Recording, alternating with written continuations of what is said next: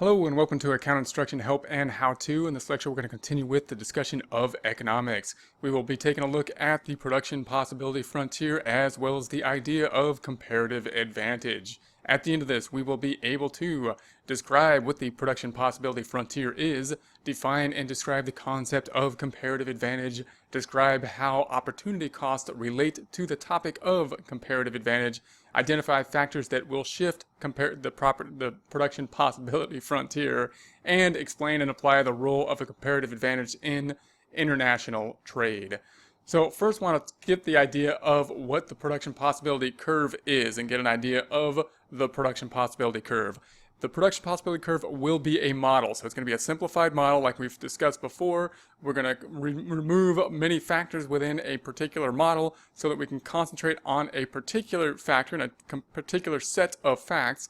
And the reason for doing that is to see that if it can give us some idea about concepts as a whole that can be applicable to a whole. So the idea that we're going to have here is we're going to start with an individual. We can do a same thing, we can do a similar thing, and we will do for a firm as well as for entire countries. But we're going to start with an individual, and we're going to say that this individual has two things that they can then produce, and think about their options in terms of what they can produce in terms of these two particular things. Oftentimes, when we think about something like this, we often think about someone, for example, stranded on a desert island, or let's say a tropical island. In this case, we could think of like Tom Hanks stranded on the island in Castaway, and no one's there except for Tom, so he doesn't have anyone else to trade with except for Wilson, who's a ball, so Wilson can't really do all that much, and Tom's going to have to spend most of his days doing, let's say, one of two things. We could say he can fish, or we can say he can gather firewood. So he can either fish or gather firewood or do some type of combination between those two things for his time during that day to get by for those days. Now, obviously, again, if we're talking about our personal life, we have different types of things other than two options. That's clear. But the idea of just having these two options, limiting these two options, can give us some ideas of how we can make decisions and what are the costs of those types of decisions. So if we were to graph this and we were to just think about the fish on the y-axis or vertical axis, we're going to think about the firewood gathering in terms of units on the x-axis, on the horizontal axis, and we're just going to think about how much he can get in terms of one or the other. We're going to assume that he's gotten good at fishing. This is like halfway through the movie where he's getting good at fishing, and he can get like 30 fish if he spent all day doing fishing. If, on the other hand, he spent all day doing firewood gathering, he's gathered all the firewood around the general area, so he only gets 10 units of firewood on the x-axis. And if he spends all day getting firewood, we're going to say units of firewood, like good units of firewood. So if we imagine those 2 points, if we imagine the point in terms of the y-axis at 30 fish and 0 firewoods, it's on the y-axis, 30 fish, 0 firewoods, and we look at the x-axis and we say, okay, he can get 10 units of firewood and 0 fish, so it's on the x-axis. We have 2 points there, and if we draw a straight line between those 2 points, then we're going to say that any combination that is on that straight line is possible for Tom Hanks to produce in a day on the island. For example, it could make 24 units of fish and 2 units of firewood, or 9 units of fish and 7 units of firewood. Anything on that line possible for Tom to produce in that day. Now, anything within that curve, anything that's under or in that triangle, if we're imagining this triangle on our production possibility curve, and I know that it's not a curve right now, it's kind of a straight line right now, and we will have a curve later on. We'll discuss why it curves at some point and why some don't curve. But any point within there, he can also produce. So say he wanted to produce like 20 units of fish and 2 units of firewood. Well, that's inside the production possibility frontier, therefore that's doable. It's not efficient. If we're anywhere within the production possibility frontier, we're not being efficient in terms of those 2 units that we could have produced. He's probably introduced some other thing that we're not in our production possibility, such as just hanging out with Wilson or something like that, which that of course has the opportunity cost of losing these other 2 things. But just in terms of these 2 things, we're not efficient in terms of just fishing and in terms of firewood. Now, what if Tom wants to have more than 30 fish and he wants to have, more than 10 units of firewood? We want 35 fish and 15 units of firewood in a day. Well, that's outside of the production possibility frontier, and at this point in time, that is not possible. We can't produce outside of the production possibility frontier.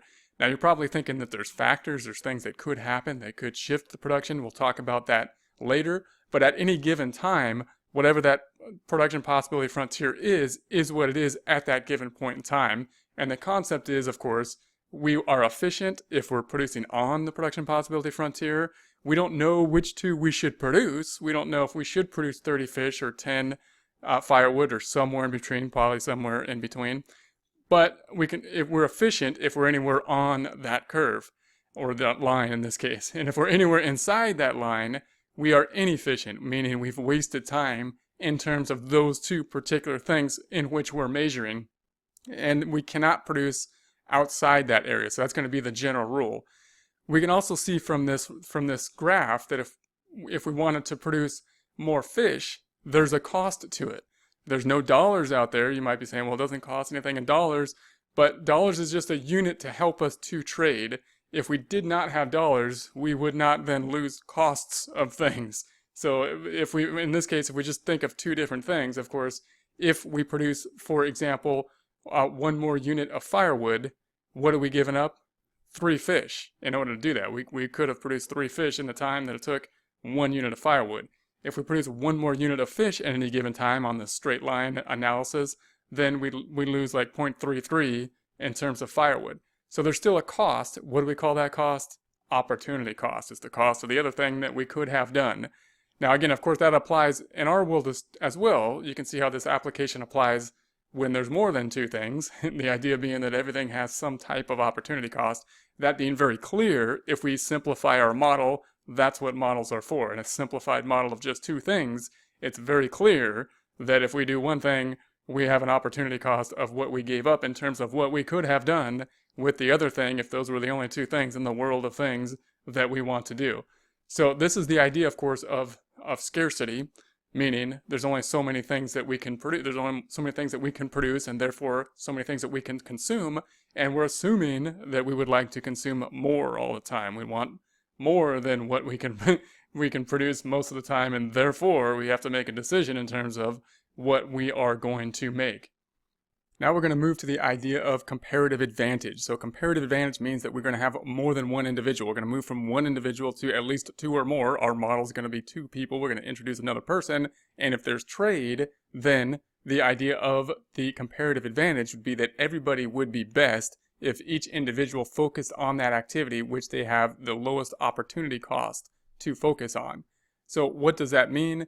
Well, most people would interpret that to mean that everybody should do what they're best at, and that's going to be the normal way when we introduce this, what people mainly say. They say, well, some people are good at some things and other people are good at other things, and therefore one person that's good at this should do this, and the other person that's good at that should do that. That is true for the most part, but there's a difference between the opportunity cost that we're talking about and an absolute advantage as compared to a comparative advantage. It's very possible for one individual to be good at both things that we're talking about better than the other individual. And the great thing is that we still benefit from trade, meaning the person that's not as good as either thing can still benefit by focusing on the thing which they have the lowest opportunity cost for. And the person that's good at both things, meaning they have an absolute advantage at both things, still benefits from focusing on what they have the lowest opportunity cost in doing. For example, if we imagine basically a father and son going camping, and we have our same thing of gathering firewood and fishing, those are the 2 things they're going to spend all day doing in terms of chores or whatever time they put to the chores, it's very likely that the father is better at both the fishing and the gathering of the firewood. But it doesn't make sense that the son would just sit there and do nothing during the time that they're doing these tasks. It would make sense that that the son could do the task that they're best at doing, has the lowest opportunity cost for it, same as the father, and that's how they would basically gather the most in terms of total. The other thing that's going to be interesting about this is that if some person gets better at something, if one of the 2 parties gets better, they specialize in some way and they've somehow found an innovation, and say they get better at fishing, meaning they make a net rather than a spear or something like that, well, that's going to improve not just their well-being, but also the other person's well-being, because what does that do to the price of the other thing that's not getting improved on? The person who's now concentrating on fishing is going to want to spend more time fishing, therefore the opportunity cost for the firewood has gone up. So the other person that hasn't improved at all, they haven't done anything, is now the thing that they are concentrated in, firewood, is now more valuable. They can probably trade for more fish because of the improvement on one side. So innovation then through trade is going to benefit everyone, not just the person who has innovated, and that's going to be a huge benefit to everyone. So if we think about that on a larger scale, of course, we can think about the idea of, well, if countries get better at specializing in one thing, it's actually not just good for that country if they all can specialize in trade, possibly benefiting everybody, and that's going to be a huge concept that could be beneficial. How does that apply to us kind of in the real world? Well, note that what we do is we're going to specialize in one particular thing. We don't basically do everything, of course, in the real world. We don't make all of our clothes. We don't do all of our cooking. We don't do a lot of normal things. And most things we don't even know how they work. We just do, But we specialize in one particular thing, and we purchase the rest. That's basically how we do. So we specialize in something. Everything else that we have, everything else that we purchase, everything else that we use, we basically buy. Buying being a form of trade. We can also think of this principle in terms of decision making. If we had a business, for example, and we wanted to think about doing some kind of web design for the business or some marketing presence in terms of social media and that types of thing for the business, we can think about the costs to do that. And we would think about, okay, should we do it ourselves, or should we hire someone to do it? When we think about should we do it ourselves, we might have the cost of like the domain and certain kind of services that we'd have to buy in order to set the thing up. And those types of things, say it costs like $200. And if we paid someone, say it costs like $500, that would be the costs. But we need to, of course, put in those opportunity costs as well. Those opportunity costs being the time that we're going to put involved in there, where we could be doing something else. If we're putting, a few hours into doing this, that we could be making money somewhere else, then we have the opportunity costs of that time that we put into there. So those are some factors that need to be considered within those types of calculations. Keep in mind the differences between these terms, absolute advantages as compared to comparative advantage. A person has an absolute advantage at a particular task if they can perform the task in fewer hours than the other person, meaning they're just basically better at doing a particular task. A comparative advantage, a person has a comparative advantage at a particular task if his or her opportunity cost of performing the task is lower than the other person's opportunity cost.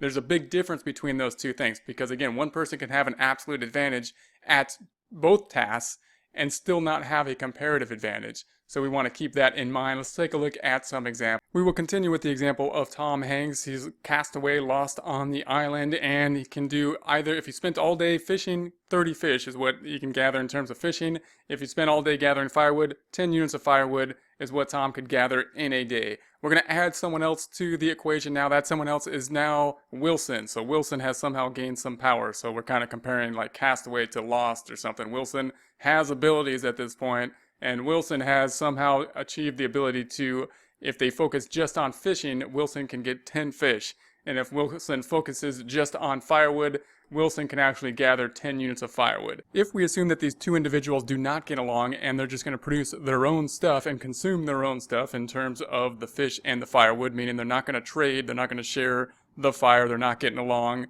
Tom Hanks got some blood on Wilson's face and they're mad about it, so they're going to separate, then they would have to produce along their own production possibility frontiers. For example, we might just take half of their time and split that time in half. If that was the case, then Wilson could produce 5 fish and 5 units of firewood.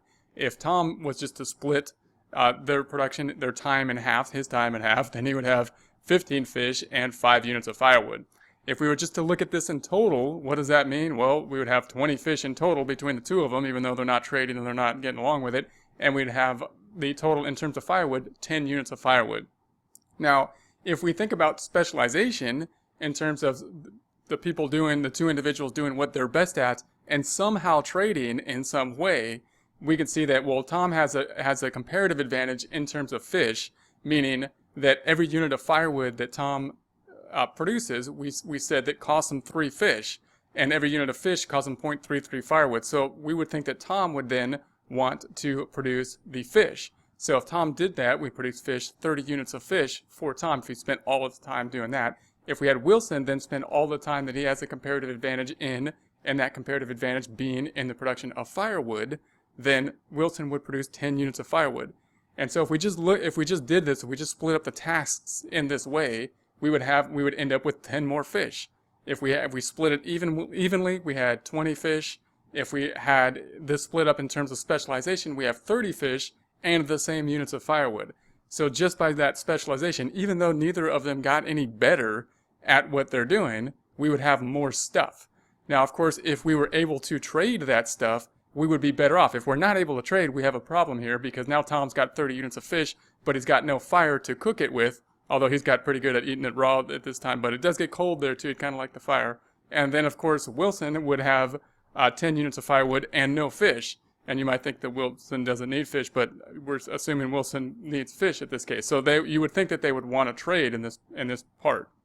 And of course, if they were reasonable, they would trade. They would want to do this, and they would want to trade. For example, you would think that Tom would want firewood, and in order to get that firewood, if he was to do it himself, he would have to give up 3 units of fish. Therefore, if he could trade with Wilson for anything less than 3 units, say 2 units, 2 fish, then he would get the firewood at a cheaper price.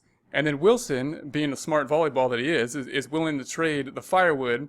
He can get more than his opportunity cost, which is 1 fish.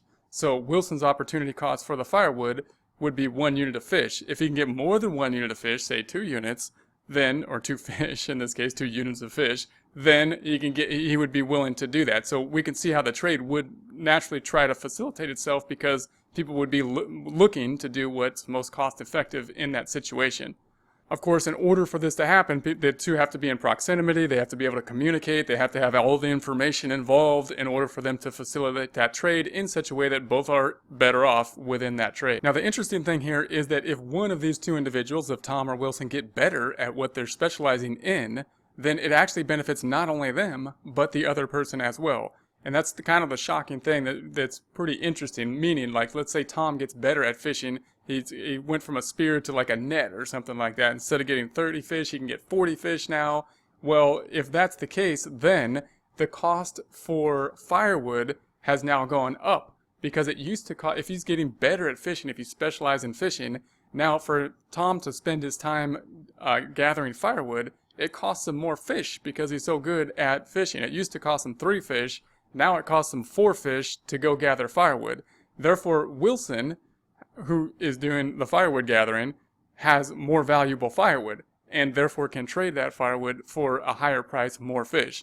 And again, you can see how this application could apply to countries and people that are getting better, countries that are getting better at particular tasks through specialization. We usually kind of often just fear that kind of thing, but it's also the case that that kind of thing could be beneficial, not just to that country, but to other countries, because the more they spend their time doing that, the more valuable the other resources that aren't having that time spent on it could potentially be. Note that what we're discussing here means that we're looking for places that we have a comparative advantage, not necessarily an absolute advantage. And that idea is huge, because that means that we know in our markets, we know that we're not the best at anything that we particularly do. There's probably most things that we do. For most people, there's going to be people out there that are better at some particular things than we are, or that have an absolute advantage out there. But we can still do the thing that we have the comparative advantage in, and in so doing, through specialization and trade, we can still benefit not only ourselves, but other people. So the idea here is that we're not looking really necessarily to get an absolute advantage in anything. What we're looking to is to increase our comparative advantage. And what are the things that would do that? What are the things that kind of differentiate? Well, one, of course, is just going to be natural talent. That's the thing that most people kind of think about. And when you think of talent, oftentimes you're thinking about those really extreme areas, things like people that are really good in particular arts, or things that like sports, where you're thinking of people that have just a natural ability that's outside the norm. And those things being rare, of course, mean that they have a big advantage, and therefore get paid a lot oftentimes in those types of areas because of that difference in terms of the comparative advantage. The natural resources in terms of countries is going to be another area. If we're talking about oil, if we're talking about like farmland, just climate and these types of things could give people a comparative advantage, or countries a comparative advantage in particular areas. We could have comparative advantage in just kind of like norms and things like that. So if we have people that, for example, if we're thinking about outsourcing and things like that, we want to relate to a target market. If we're relating to a particular target market, we could have language and things like that, different types of, if we know different languages, or if we're better at a different language or a particular culture, that could give us comparative advantage if we're targeting different cultures in terms of customer service and these types of things. Now, I want to bring us back to the production possibility frontier because that's where we started out at. We talked about comparative advantage. Now let's just think about comparative advantage in terms of the production possibility frontier. Note that we started off with Tom Hanks saying that he can produce 30 fish on the y-axis, or he can have 5 units of firewood on the x-axis. And if we plotted those 2 points, we had 30 fish on the y-axis and 0 firewood, or 5 fish on the x-axis and 5 firewood on the x-axis and 0 fish. And if we drew the line there, we'd have Tom Hanks' production possibility frontier. We said he can produce anything within that production possibility frontier. Anything on the production possibility frontier would be efficient. Anything outside the production possibility frontier was not possible given the resources at Tom Hanks' hands at a particular point in time. If we now put Wilson on there, we know that Wilson, if we draw Wilson's own production possibility frontier on the same graph, then we're going to say Wilson can produce 5 units of fish and 5 units of firewood. We draw his production possibility frontier. We can see that triangle. Everything within the triangle then is something that Wilson can do. Everything on the production possibility curve then is something that would be efficient for Wilson. Anything outside it is something that Wilson could not do. Now, note what we just talked about in terms of specialization and trade. What does that mean in terms of these 2 production possibility frontiers? It means that we can plot a point that is outside of both of Tom's and Wilson's production possibility frontier, meaning they can consume more than they could have if they were producing on their own. And that's the benefit, of course. So that's how this will usually be displayed. When we're talking about the production possibility frontier, we want to think about it in terms of one individual, one firm, one company. Then we usually think about the idea of introducing another firm or company and plotting 2 production possibility frontiers to show the fact that we can produce outside of both of their production possibility frontiers, meaning both countries, through specialization and trade, can consume more than either of them could consume prior, even if one of those 2 individuals or countries had an absolute advantage in both areas. This idea, again, being applicable to the concept, being applicable to things, even if we had more goods that we're talking about. This idea of opportunity cost, this idea of trade being applicable to more than just 2 goods. The same concept that we've been talking about with Tom Hanks and Wilson on an island can, of course, be applicable to large countries as well. So if we think about large countries, we can think about the same concept. And again, we know that we have more than 2 units of production, 2 goods, but the concept can be applicable thinking about these 2 units. So let's think about these same 2 units for an entire country now. And again, we've just got the same type of axis. We've got the fish on the y-axis, and we've got firewood, or maybe we'll call it something like coal now on the x-axis. So we can have fish or we can have coal. Those are the 2 units of good for the entire country. Now, when we think about something that's going to be for the entire country, we oftentimes will not just plot a straight line through those 2 points. We're usually going to have a bowed out line. So if you imagine what the bowed out line will look like, notice we have 1/4 of the graph here. If you took a circle and you put it on there, we got 1/4 of a circle. We got a bowed out line on our graph. Well, first of all, what does that mean? If we think about the bowed out line, what does that mean? Well, if we start to specialize in fish, meaning we're producing higher towards the fish axis, and we're producing more fish than firewood, then as we get closer to that y-axis, what happens is that every new unit of fish is now costing more in terms of firewood. So each next unit of fish, now the opportunity cost in terms of firewood is actually going up.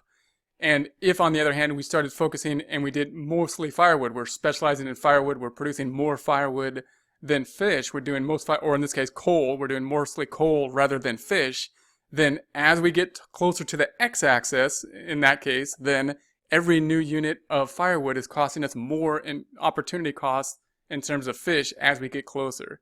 So why would that be? Why is this bow shape basically happening? Why do we represent a country in terms of a bow when we are representing the individual in terms of a straight line. This mainly has to do with the idea that we're going to have resources that are not completely suited to one task or the other. For example, if we were to focus in on making fish and we started to specialize in terms of we're making almost all fish and very little coal, then the resources that could have been there to make coal, I mean, if we're talking about natural resources in terms of trees and whatnot, maybe we've built all the boats we could out of those, and possibly the natural resources in terms that would be better for the alternate activity in terms of coal versus fish would not be as applicable. They wouldn't be used as well.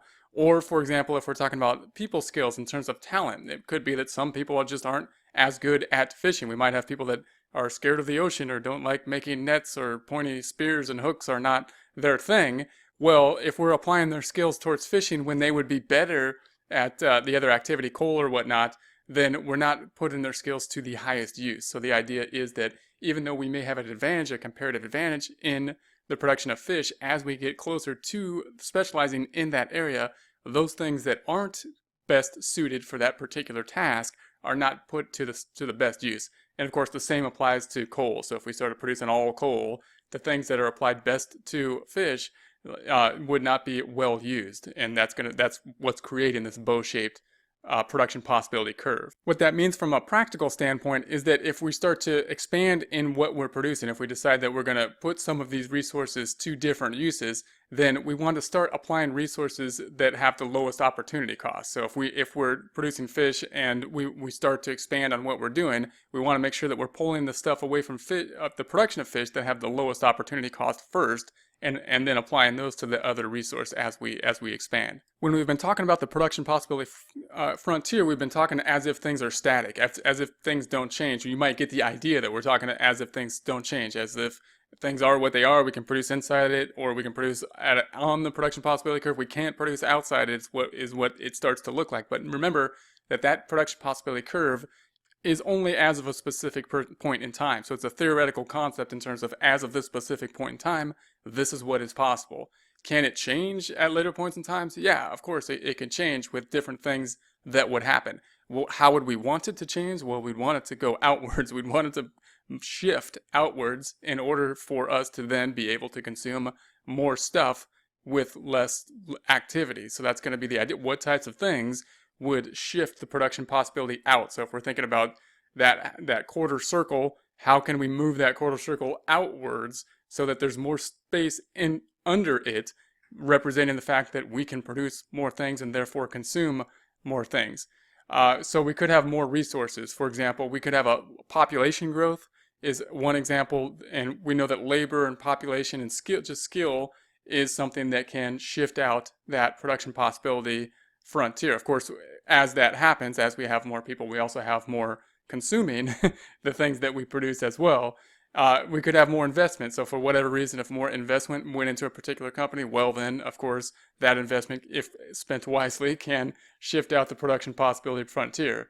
The thing that probably comes to most people's mind at this point in time would be the technology, meaning technology improves.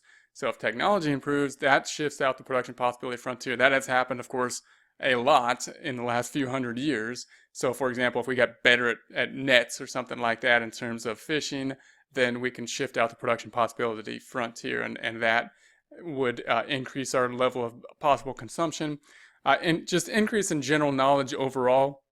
Or we've talked about the increase in labor. Of course, there's more focus on it, especially in post-industrial countries that are going post-industrial, for an emphasis that would be on specialization in terms of knowledge. Now, when we think about this shifting out, you can think about it as something that would shift out the entire curve. So if we had just a population growth in general and it was evenly distributed, then you can think about the that half circle line bowing out evenly, and it shifts out evenly. So now we could produce an even proportion more of both fish and coal. But you can also think of it as shifting out unevenly. So for example, if we got better at fishing, if we got better nets at fishing, or if we were able to increase the fish population or something, then you can think about the fish, of course, would bow upwards. We could produce more fish, but we would know that the coal would basically stay the same. There hasn't been an advance there. What would that do? Well, we know that that would mean that fish to us is more special. We would want to produce more fish because now we have a comparative advantage. We would have increased our comparative advantage in terms of fish for us to produce coal in that case would cost us more in terms of fish. So that would be the result of technology change in that type of case. And of course, the same could be true if we had a technology change in terms of coal and no technology change in fish. We would have a shift out in terms of the x-axis in terms of coal. Now, we've talked a lot about specialization being really good for the most part. And so you might be asking, why don't more countries just specialize? Why is specializing slow in different areas? And this has been thought about in a lot of different places. There's some things that are going to be beneficial to specialization, meaning specialization happens more often when certain things are taking place. One is that when we have more dense populations, people tend to specialize more. And there might be multiple reasons for this. If we have more dense populations, people obviously communicate more. We have less barriers in terms of transportation. People probably get better at different language barriers and that type of things when people are in basically close proximity, so that can increase the specialization. Improvements in transportation are also a factor in terms of specialization. So when roads get better, when we're able to also communicate, transportation also increases communication oftentimes in terms of the language barriers and things like that. Obviously, huge improvements in terms of communication as well as transportation have connected more people, and that's going to increase the ability for specialization in many different areas. There's also things like legal frameworks. So if we're talking about the specialization between countries, then we need to know that the laws are going to be basically the same. If there's anything like tariffs or barriers between countries, that of course is going to be something that would be difficult to specialization, because of course if one person's specializing and they cannot trade with the other country or person, then it's going to be difficult to have that specialization. Are there problems to specialization? Yeah, of course it's going to be problems, and this was recognized all the way back. Adam Smith was recognizing problems within specialization. He had like a pen factory was the idea of the specialization, and he recognized the fact that when people specialize, they tend to be working on a particular task. You can think of people when we were industrializing. We had workers that were doing particular thing. He had a pen manufacturer. You can imagine doing one particular thing in one particular piece of a pen, and that being a very repetitive task. And there are, of course, huge downsides to just doing one repetitive task. One of them being that we're not basically being as mentally stimulated as if we were doing other types of things. People tend to like to do different things than just one particular thing. And so that's one of the costs that are within the specialization has been recognized. And of course, we need to measure these costs and benefits. We're going to have an increase in terms of the production, and we have a cost in terms of some of these types of things. Now, even within manufacturing, there has been changes as the industrialization has gone forward, in terms of a lot of factories are now having different tasks for individuals, meaning they have a group of tasks for different reasons. But this is one of the problems that we have with specialization. We can see that with entire countries as well, that specialize in a particular thing and may not have opportunities for people that aren't as inclined to the thing that the country is being specialized in. So we have those types of problems. The principle of specialization and trade can be applied to countries as well, trade between countries. And the idea would be the same, that if countries were able to specialize and produce what they're best at in terms of what they have the lowest opportunity cost to produce, and then trade, we would be able to produce more and therefore consume more for each individual country. But obviously trade policies are a big deal, and there's a lot of arguments on both sides of the trade policy. The basic idea is that overall, usually the trade is going to be better off for everybody overall, but there's going to be, of course, problems in particular industries, and particular industries could suffer, and particular jobs could suffer. So because of that, there is going to be a lot of controversy in terms of the international trade policies. For example, a lot of service work is going overseas in terms of technical service, technical support, or just normal kind of support. Phone service support is being outsourced. We also have outsourcing of manufacturing jobs. The U.S. is generally thought to be a post-industrial country, so a lot of the manufacturing areas are now moving entirely to different areas. This change, of course, is very concerning to people in those areas and can cause a lot of disruption in a lot of different areas. Now, there's, of course, limits to the outsourcing. Even if we have the free trade, the limits to outsourcing being just the quality of service. Companies need to consider the quality of service when they're outsourcing. If we're thinking of things like the phone service, the technical support service, is the quality there? Is the knowledge there? We also need to think about, the companies need to think about whether or not the individuals can relate to the target market they're dealing with as well. And so we have the cost-benefit analysis as well. Some things we just can't outsource, of course. So when we're thinking about outsourcing, or what types of industries will and will not be outsourced, Of course, things that need a presence here, for example, restaurants or something like that, would be difficult to outsource the restaurant. Maybe they can fly it in with drones or something like that, but that would be difficult. If there's some kind of specialized skill or specialized communication, so things like law and things where the specialized skill is within a certain area, if we're talking about law within especially state law or local law or even just U.S. law, these are going to be more specialized areas, which would be more difficult to outsource that kind of specialized knowledge. When we're thinking about careers, then the advice is generally to be flexible, to be able to change, and that's easier said than done oftentimes. But in the U.S., we're becoming post-industrial, so some of these are some of the factors that we could consider in terms of deciding the career path as we go forward. As a recap, we have first discussed the production possibility curve for an individual. We then discuss production possibility curves for two individuals and two countries, and that would give us the idea of the comparative advantage, meaning that people are better off through specialization and trade. That specialization and trade is basically the economy. That's the formation of the economy. That's the market working. As individuals and countries specialize and trade within the market, we tend to get better at certain areas, and as we specialize and get better and specialize in these areas, the opportunity cost for us to do other things then goes up. And therefore, that's basically why, of course, we focus on a smaller amount of things. When we think about our lives, we basically focus on the things that we do, and everything else we basically trade for in the form of buying, purchasing with money. So we focus in on what we do, we specialize in a particular area, and we buy everything else. That's comparative advantage.